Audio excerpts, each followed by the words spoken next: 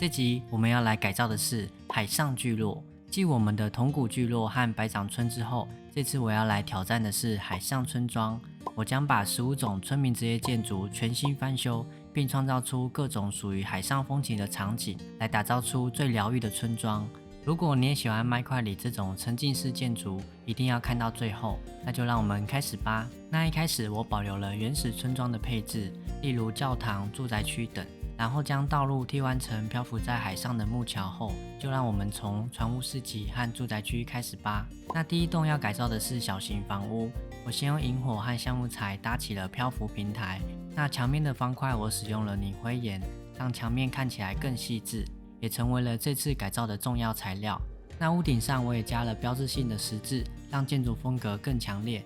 然后在房屋旁增加一艘载买南瓜的小木筏，就完成啦。那第二栋要来改造的是联动小型船屋，两栋船屋的中间我设计成了可以让木筏停靠的区域，也在房屋的后方设有了一组吊起木筏的装置，方便村民们停靠和维修。那两栋住宅完成后来盖的是船屋市集，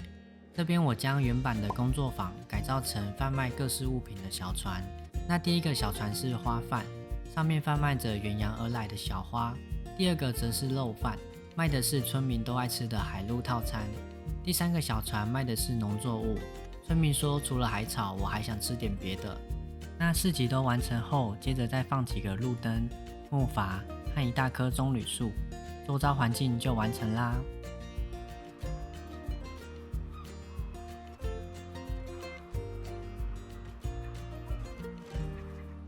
紧接着来盖的是村民的2层楼房屋，在正面的话我盖了楼梯可以通往2楼，那在1楼的侧边有个门可以直接连通到木桥，我也顺势延伸出一块小平台，让海上村民可以在这里进行钓鱼作业，然后在屋顶放上一根烟囱，这栋就完成啦。那村民住宅区的粮食来源，我打算以漂浮农田来诠释，在上方种植的野莓是海上村民最喜欢的水果，然后在农田的角落种上几棵棕榈树，整个住宅区就完成啦。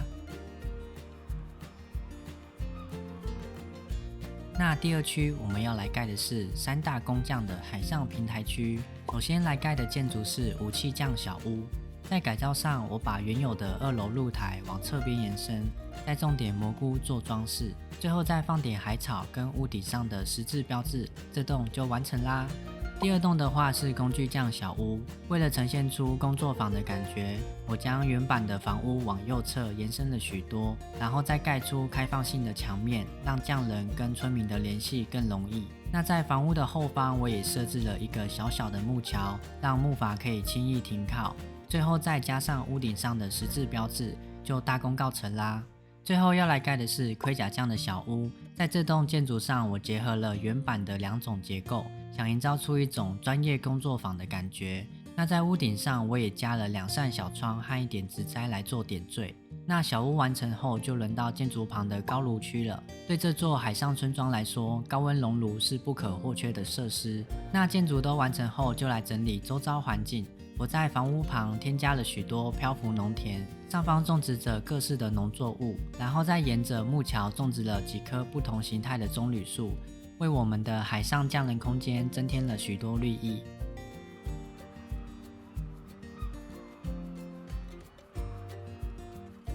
接着我们来到了村庄的中心，在这里我打算建立一个海上村民的教堂。那建筑造型由高塔和礼拜堂结合，有着渐高的屋顶，墙面也设计成了十字架的造型。我也在高塔的墙面加了许多小窗，让阳光可以渗透进来。那随着高塔高度增加，最后在上方摆放一个能够响彻这片村庄的钟，我们的教堂就完成啦。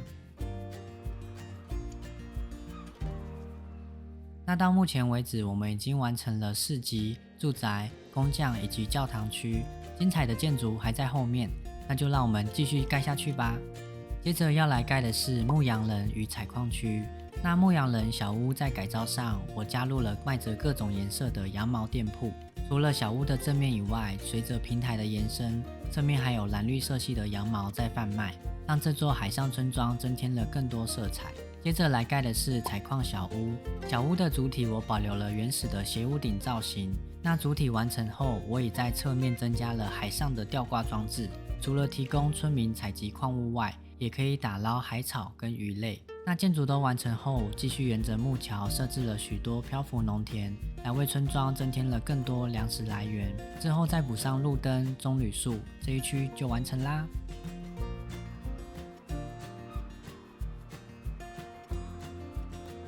接下来的第5区有着满满的4栋职业建筑。那首先来盖的是制图小屋，正面上多了一些植栽、吊牌和展示框来做装饰。那侧面的小窗也加了屋檐来做点缀，让制图师的小屋更有生活感。完成后，木桥连接过来的是屠夫小屋。我将原版的小屋拉长，来增加屠夫的工作空间。那我也在外墙上吊挂了一些猪肉，屋顶上再加了烟囱，建筑旁再盖了一个载满西瓜的小木筏。那建筑就完成啦。紧接着我们来盖木桥的立面建筑图书馆。那建筑的外观我增加了许多小窗和植栽来做装饰，上方斜屋顶的错开也增加了许多自然采光。那在延伸的平台上，我也放了几张躺椅，让海上村民能够在这里安静的阅读。而连接着图书馆的是皮匠小屋，在房屋的正面我设置了一个小小的店铺，贩卖着皮匠精美的旗帜作品。那建筑都完成后，就来摆放一下路灯跟棕榈树，这一区就完成啦。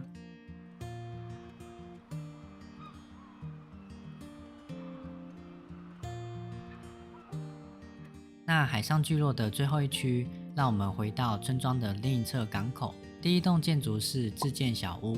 我将建筑改造成像是进入海上村庄时的哨站。在中央的下方，我也设置了可以让船只停靠的入口平台，让访客办理进入村庄的手续。而随着建筑的向上延伸，在上方的瞭望台也可以让海上村民随时留意海面上的动静。最后是这座海上聚落的压轴建筑灯塔。自从上次的同村庄盖了灯塔之后，我就一直很喜欢这种高耸能够瞭望四方的建筑，所以在这次的设计上也加了更多的细节，像是塔身的小窗、木格栅、顶部的瞭望平台，还有在夜晚闪闪发亮的灯光。那当我站在瞭望台，仿佛能眺望整片海域，也照亮了这座村庄的每一个角落。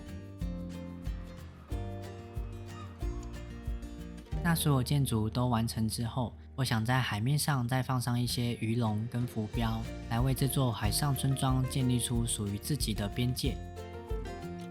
那从最初的船屋到现在完整的海上聚落，这次的建造过程真的超有成就感。如果你也喜欢这样的故事，欢迎留言告诉我，也可以留下你想看的村庄改造主题。就让我们在下座村庄再见吧，拜拜。